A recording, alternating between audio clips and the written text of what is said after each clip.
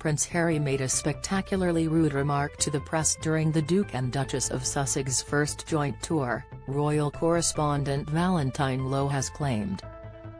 Mr. Low recalled witnessing the scene as he was part of the press pack who followed Meghan and Harry during their successful tour of Australia, New Zealand, Fiji, and Tonga.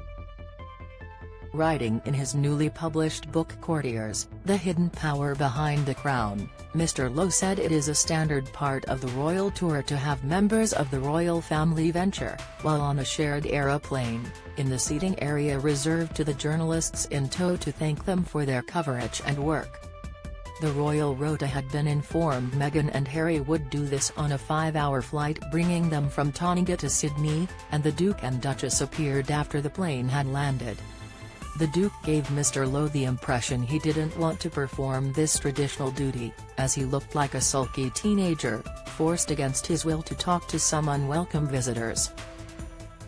Mr. Low, who had travelled through Oceania as the Times correspondent, added the Duchess smiled benignly to the press but let her husband do most of the talking after a polite exchange. Read more. Jeffrey Archer dreading impact of Prince Harry's memoir. Prince Harry spoke to reporters who followed him and Meghan on tour in 2018 while on a flight. Image, Getty. Prince Harry is fifth in line to the throne. Image, Getty. Meghan and Harry's staff felt sick after Sussex's loyalty tests. Prince Harry reportedly carried out loyalty tests on his staff whilst he was a working member of the royal family. Valentine Low, author of new bombshell book Courtiers, The Hidden Power Behind the Crown, made the claim and wrote that the Duke of Sussex had a sense of frustration that he wasn't achieving everything that he could. Read more here. The royal author wrote in his book, Harry sounded rushed, as if he couldn't wait to get back into the first-class cabin, away from the media. "Thanks for coming," he told the assembled press pack, "even though you weren't invited." Even for a man who has a deep mistrust of the press, this was spectacularly rude, and incorrect. The media very much had been invited to cover the tour. Prince Harry and Meghan visited Australia, Tonga, Fiji and New Zealand in 2018. Image, Getty. Mr. Low went on to claim the Duke was later briefed by his staff on how badly his remark had been received by the press pack.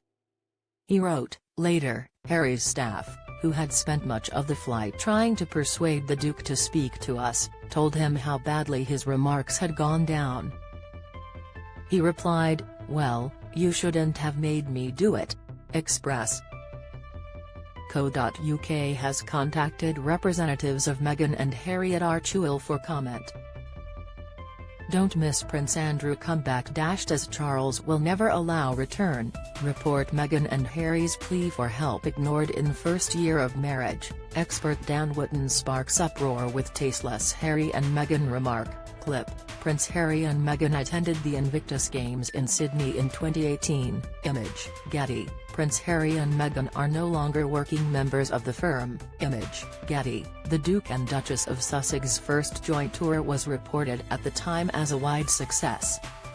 Both Meghan and Harry were a big hit in Australia, where they attended among other events the Invictus Games Sydney, held between October 20 and 27, 2018, and were warmly welcomed also in the other countries they visited.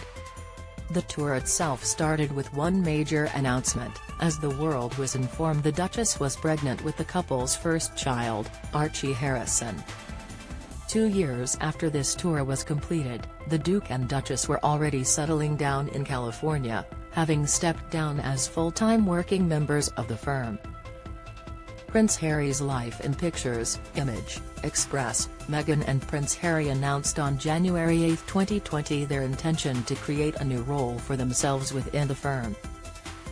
They outlined they still wanted to carry out royal duties and represent the Queen but also desired to become independent from the sovereign grant, a move which they hoped would diminish the public scrutiny in their lives.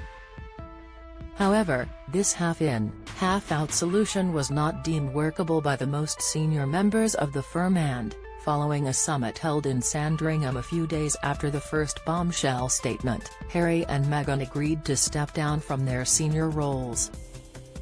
This move saw them stop carrying out royal duties, stop using their HRH styles and relinquish their military patronages. In the weeks between their January announcement and their exit from the firm, the Duke and Duchess also published on the website Sussex Royal.com information focused on how they would operate in the future. Valentine Low's book was released on October 6, Image, headline, trending. This included a new approach to their relationship with the press, which they said would see them no longer participating in the royal rota system, the press pool covering official engagements of royal family members. In a section of the Sussex Royal website dedicated to the media, Meghan and Harry explained their decision to change their media policy. The website read, "The Duke and Duchess have chosen to revise their media policy to reflect both their forthcoming change as members of the royal family with financial independence, and their wish to reshape and broaden access to their work." Since the launch of their organization Courtiers in late 2020, the Duke and Duchess have shared much of their communications directly to the public through the website's news section.